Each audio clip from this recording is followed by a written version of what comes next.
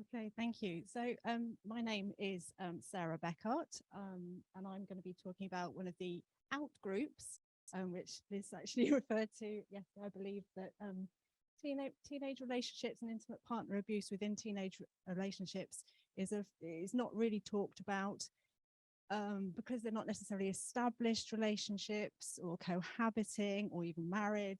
It's like, well, it's just a phase they're going through. It's not, it doesn't warrant attention. And I believe it does. And my rationale for that is kind of steeped in my clinical practice. So I'm a children's nurse by background for about 20 or so years. And I've been a school nurse. I've worked with the youth offending service. I've worked with looked after children and young people, and sort of still working in sexual health with teenagers. So somewhere along that line, I did my PhD, which kind of took me into academia and teaching. So now I combine the two. Next slide, please. So there's a growing body of international evidence relating to intimate partner abuse in teenage relationships, but there's not enough. It's under-recognized. And it tends to be quantitative, so numbers, lots of surveys. There's lots of surveys out there, but not a lot of qualitative experience-based research. And yet there are negative health consequences similar to across the age range, physical injury and mental health aspects to it as well. I worked with teenage mums, forgot to say that. And obviously there are some deleterious effects during pregnancy through violence. And if you want to speak government languages, because I want the government to kind of hear about this and do something about this on a public health agenda, it can lead to poor school performance as well, because it kind of interrupts schooling, can't concentrate at school or not even at school. So I feel that there are parallel and unique effects and outcomes of IPA for teenagers. And I'm calling it IPA, so I'm a bit confused about this. Recently in England, we've had the Domestic Abuse Act passed. So there's been a move from domestic violence to domestic abuse, which encompasses a wider range. So I've kind of, in the program, I've been using IPV, and then I've switched to IPA, which might confuse some qualitative researchers, but I'm talking about interpersonal partner abuse. Yeah, oh, well, yeah, or drinkers. Yeah, quite, okay. And I'm going to talk a little bit more about why it's unique for teenagers in the next slide, if I remember correctly. Next slide, please. Yeah, so adolescence. There's a lot going on in adolescence. So there are dramatic neurological changes, and also psychosocially, there's a lot going on as well. The peer group becomes really important. Separating from family life is very important. Finding out who you are and what you are and how you function is very important. Now we're finding out more and more about adolescence, and it's kind of extending right into like the mid-20s, even beyond. So I am really talking about the early years of that, so the teen years, kind of going up to 18, possibly 19. And at that end, there's a real lack of kind of social experience. And with this kind of new plasticity of the brain and kind of working out who you are, there's a real fragility in relationships. And that's kind of where I think there's a unique aspect for teens within this. And so we have health risks, and we also have possible deleterious developmental outcomes at this time if they're experiencing this kind of relationship. And that's why I feel it warrants specific focus. Next slide, thank you. So my PhD study was with teen mothers. And I was looking at their pregnancy decision making. That was the focus of the PhD. What came out of it, well, as you know, people who've done a PhD, so much comes out of it, and you have to kind of pick out what your thread is. But was this the violent context with which these young mothers were living in? There was the relational violence, which came out a lot in their relationships. There was intergenerational violence, so from parents to children and children to parents. There was gendered violence, so kind of rape and that kind of thing going on. Lots of gang violence as well. I was working in Hackney, by the way. I don't know if that means anything to anybody, but this is the East End of London at the time, was relatively poor, and a lot of kind of gang issues going on. And a lot of drug and alcohol fueled violence as well. So these young women And actually, the study was with young women, but they were all with a partner. So these young couples were navigating risk in really complex lives. And parenthood kind of gave them the permission to withdraw from some of this violence. So to withdraw from gang membership, very hard, but they did try, to make a fresh start, and perhaps to find that unconditional love with the child that they hadn't had in these violent contexts. But what was really noticeable within these couples was this prevalent violence that was reciprocal. So it was going in both directions and all sorts of things going on. So this is a quote from Angelique. So this is her ex-partner stalking her outside, you know, looking out, threatening her on the phone, etc. She's with somebody else and pregnant by this new partner.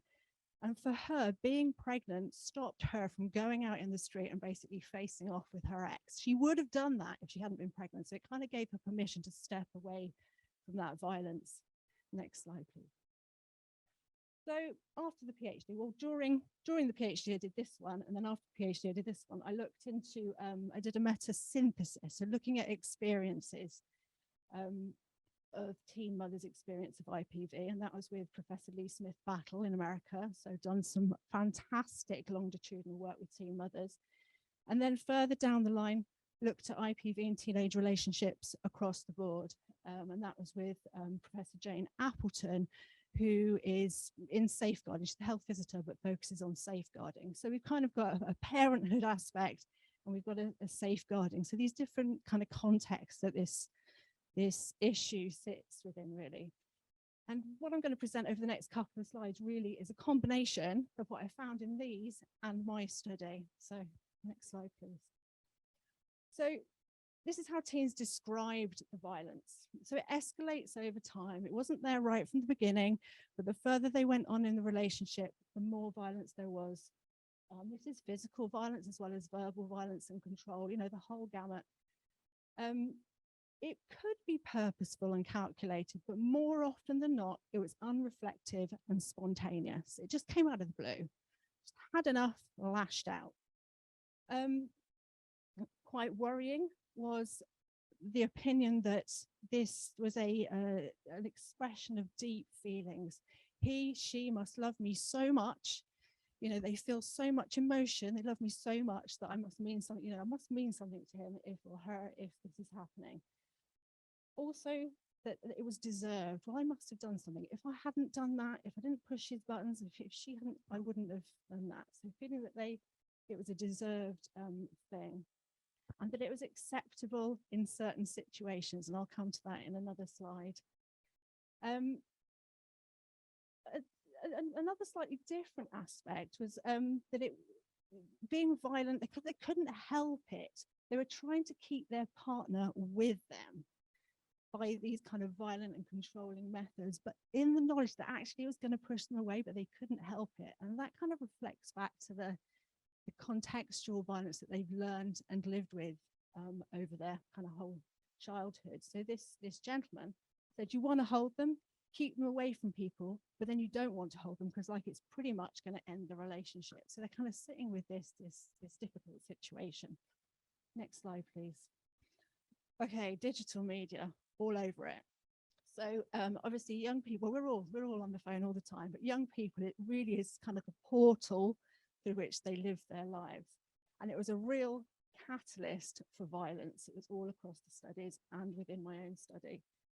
So it can range from making negative comments about photos or posts, being publicly insulting, applying pressure to send intimate photos, and if they do, redistributing the photos so all can see, and sending overt threatening messages. For example, this one: if you don't return my phone calls, I'll hunt you down.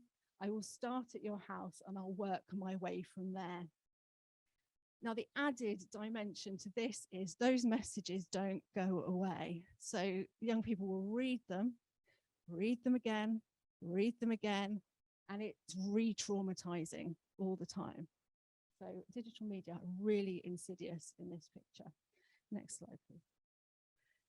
So I'm a bit wary about using the word gendered now, but I'm going to do it anyway. There were gendered aspects to the findings across 3 studies. It's going in both directions, but there were slight differences in how the violence was expressed. So young men tended to use physical abuse and young women tended to use psychological abuse. But obviously there was a mix. And this is where it was seen as acceptable in some situations. Self-defense and retaliation violence was seen as acceptable. And cheating permitted the use of violence. Okay, so that was okay. That, you know, she deserved that because they've been cheating on me. And so this quote here is to a young woman, wow, you're so psycho, bitch, but it's like, you made me like this. So she's been accused of being psycho, but she feels she's been needled and needled and needled, and pushed and pushed and pushed until she exploded. You know, he made me like this. Thank you. Right, so there was one study. There was about 40 studies in all. One study that was not focusing on heterosexual relationships. So this is Kubitschek et al. Study, and it was with young men who have sex with men, and that's their term, not mine. And there are some slight differences here, many of which we've heard about actually in several of the talks today. So the study found that YMSM are less assertive in their early relationships. The violence involved both partners. There was the threat to out the other. So that was a threat that they could hold to peers, to parents. It could come from an internalized homophobia against the other partner and against themselves. It was almost always fueled by alcohol and drugs. And if the violence was public, it was rarely challenged because, well, the rationale, the explanation was given that violence between 2 men is more acceptable in society, so people wouldn't challenge it. Whereas if you saw that from a young man to a young woman, there'd be a very different reaction. And even by comparison to other young people, there are far fewer dating opportunities for YMSM in the teenage years. So again, far less experience and seeing others in those types of relationships. Thank you. So I'm very mindful about the context. The context came up all the time. And I'm starting with a quote on this side. So it's a young man who said, violence, it's all around, you know, it's just all around. Like I'm just walking down the street this way the other day, and these guys ran up on me and basically pulled a gun on me. So just out of the blue, violence just happening. But as I said in a previous slide, it's kind of cutting across all aspects of their lives. So when that situation occurs, they don't necessarily recognize the microaggressions, the early stages, because it's just kind of become normalized in their lives. So it's a learned behavior, possibly. It could be a learned behavior. It's part of general violence context. And then the male gang involvement was quite high profile in the studies, really, with this kind of, what's the word, kind of even stronger masculine identity that's required within gang contexts. And the women partners, the female partners in relationships with young men in gangs will play up to that to ensure their man's male standing within the gang. And within the studies, a pregnancy can compound entrapment, and that works both ways. So if a young woman becomes pregnant, the young man is therefore ever linked to her, and she's ever linked to the young man. They're kind of trapped in this situation that they perhaps didn't always want. Next slide, please. Thank you. But it's not all doom and gloom. Okay, so the adolescent development, so the changes across adolescence are a resource. You know, the lack of impulse control in early adolescence abates. They gradually kind of gain through experience, through learning, through testing things out, they gain control over impulse. There's less sort of spontaneous lashing out, etc.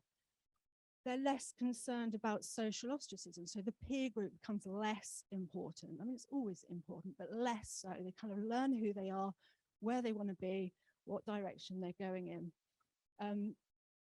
when they're younger, through that less experience, they have less exit strategies. As they get older, have more experience, they learn different ways of doing things, different ways of stepping away, different agencies that can support them. So desistance can occur through development. So stepping away from this way of being can happen over time through development. But more often than not, there are pivotal moments for change. So the development's obviously happening, learning's happening, reflection's happening, but there's usually a moment where they think, enough already. It could be a pregnancy. It could be a decision to actually, I'm going to focus on my studies because actually I do want to be that thing when I'm older. So there's a moment where they just think, okay, I don't want this anymore. What am I going to do to change this? Having said that, it is quite difficult for them to seek help, again, through the lack of experience and a desire for autonomy. So they don't kind of want to look weak that they need any help. So, I mean, this young woman says, it was just exciting to me at the time, but I grew out of it. So it's literally like, I'm not interested in that anymore. So, next slide, please. So as a nurse, I'm always thinking, okay, what do we do with this? What do we do with this information? How can I apply it to practice?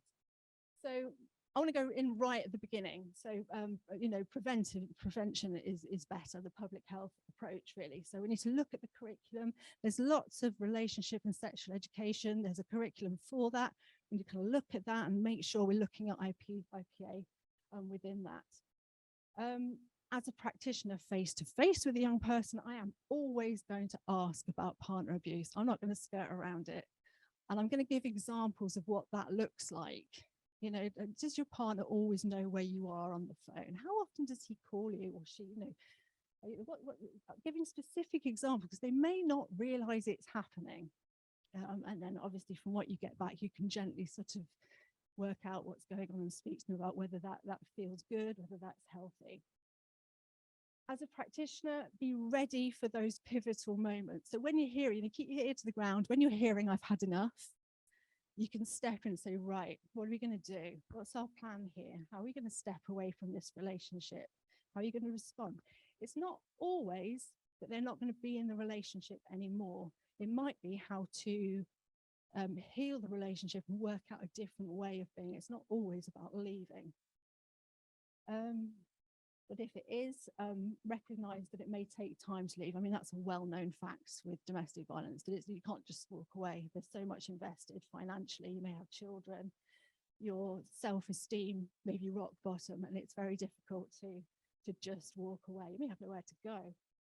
So, and finally, yeah, looking back at all the kind of contextual considerations and their life experience, we really need to take a trauma-informed approach. And I'm preaching to the converted here on that, really. Just taking into consideration what's gone before, what the bigger picture is, and what's the best way to kind of support them navigate this difficult pathway. Next slide, please. Okay, so I've got 2 more slides. So this is kind of what I'm currently working on. So we've just finished a study with school nurses about their experience during COVID. You know, I mean, I could talk all day about what they had to do, how they stepped up, they did a huge amount as other services kind of withdrew and pulled up to get the gangplank. School nurses stepped in and did a huge amount. But what they are noticing now, post-COVID, and I hesitate to say post-COVID, but we're not out of it. Anyway, what they're noticing now is that there's this cohort of young people who are in lockdown, had even less social contact, less opportunity to learn, on social media pretty much all the time, let's face it, and they're incredibly naive, and they're out there now. So they're starting to see a lot more unexpected pregnancies, sexual health needs, mental health needs, and no doubt we will start seeing more relationship difficulties as well, because they've not had a chance to practice, observe, you know, all those things that have happened in those 2 years. So that's that one. And the next one, final slide, is a mentorship. I work in the Thames Valley, which is kind of in the middle of England somewhere. And this is a project supported by the Home Office and Thames Valley Police Violence Reduction Unit. putting mentors in the emergency department to support young people who pitch up with a violence-related incident. So I am foreseeing that some of those will be relationship, oriented. So I'm looking forward is not the right word, is it? But I'm anticipating that there will be some findings that can elucidate what's happening currently with IPA in teens in the acute setting. Next slide, please. So that's me and a few publications. If you want to get in touch, there's my email, there's my Twitter account, and there's my website. So thank you very much.